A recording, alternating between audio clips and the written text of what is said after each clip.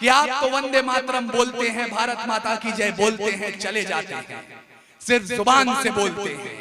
लेकिन एक सच्चा मुसलमान जो 5 वक्त की नमाज पढ़ता है, जब नमाज पढ़ने के बाद अपना माथा मादरे वतन की मिट्टी से छुआ देता है तो हर बार वंदे मातरम बोलता है। वाह क्या बात। और मेरी रगों में एक हिंदू माँ का खून बह रहा है।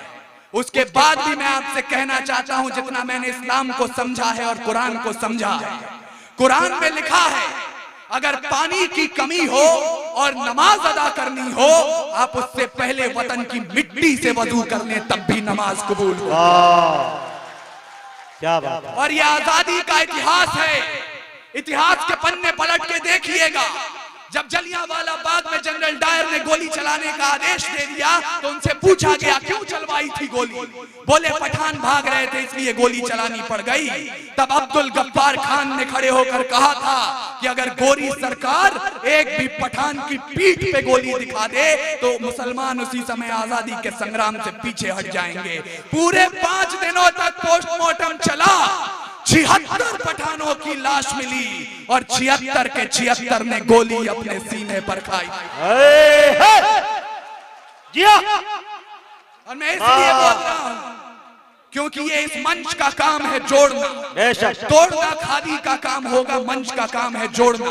और मैं अपने बड़ों से सुनते आया हूं, कविता और शायरी कभी भी सियासत का समर्थन नहीं करती है। जिस दिन शायरी सत्ता के समर्थन में उतर आती है उस दिन या तो सरकार गिरती है या शायरी मरती है।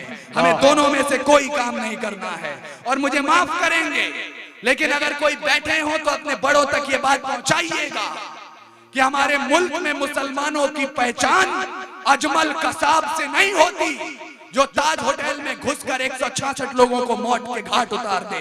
हमारे देश में मुसलमानों की पहचान होती है तो कब्रिस्तान के उन खुददार रखवालों से जो बंबई कब्रिस्तान के गेट पर खड़े हो गए और बोले मर जाएंगे लेकिन इस नापाक जिस्म को अपने कब्रिस्तान में दफन नहीं होने देंगे। वाह वाह वाह वाह वाह,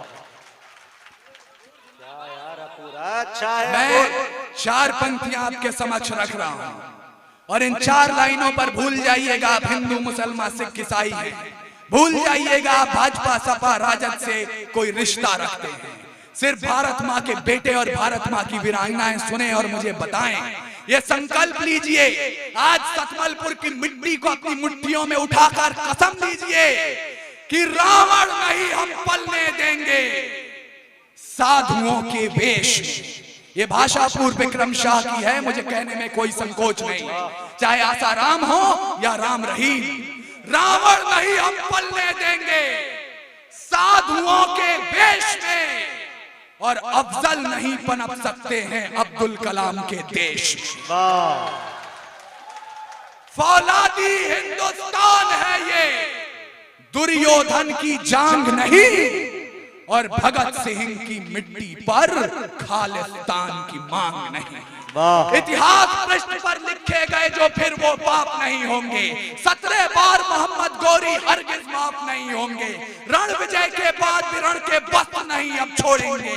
कलिंग फतेह के बाद अशोक शस्त्र नहीं अब छोड़ेंगे। 57 के जीत की डोली झांसी रोकी जाएगी, अब के बार भगत सिंह की फांसी रोकी जाएगी। और हिंदुओं के मुस्लिम उनके शीश नहीं कटने देंगे, कसम तिरंगे की हमको फिर देश नहीं पटने देंगे।